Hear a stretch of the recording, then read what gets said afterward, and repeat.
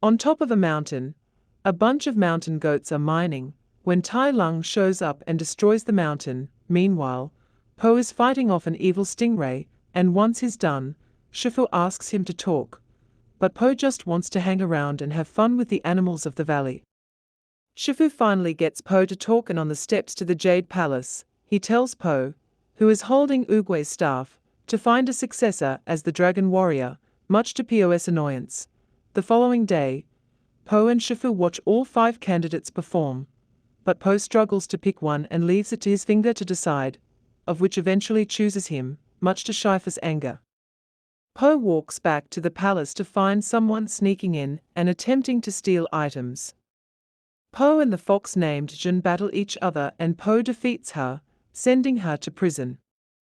Later, Po hears of Tai Lung's return and goes to visit Zhen, who gave him a clue earlier. In the prison, Zhen tells him that Tai Lung isn't back, but is instead the work of an evil sorceress shape-shifter called the Chameleon. Po wants to take her down alone, but Zhen says if he is going to defeat her, he'll need her help. Po and Zhen head off to Juniper City, to the villagers' excitement. However, both of Po's dads, Ping and Li, worry about him and soon go after him.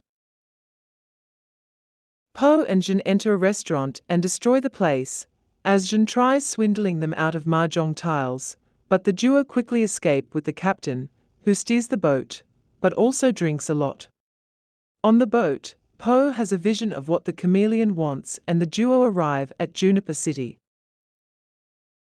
In the streets, Po learns that Zhen is a wanted thief and the police go after them, but they manage to escape to the den of thieves, where Zhen reconciles with Han, who took her in when she was younger.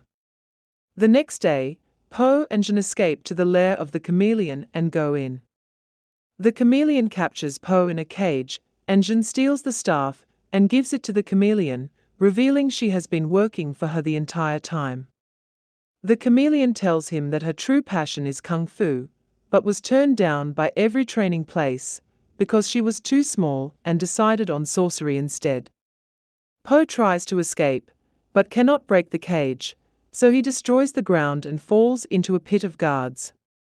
However, Po comes back and asks Zhen to give him back the staff, but it is the Chameleon in disguise and she chucks him off the cliff. The Chameleon uses the staff to gather all the power from all the kung fu masters of the past. Zhen realizes what she had done and goes to find Po. Po talks to his dads about change, and they tell him that change isn't always a bad thing. Po becomes encouraged by this and goes back to stop the Chameleon, but Zhen doesn't want him to get killed and tries to stop him, but fails.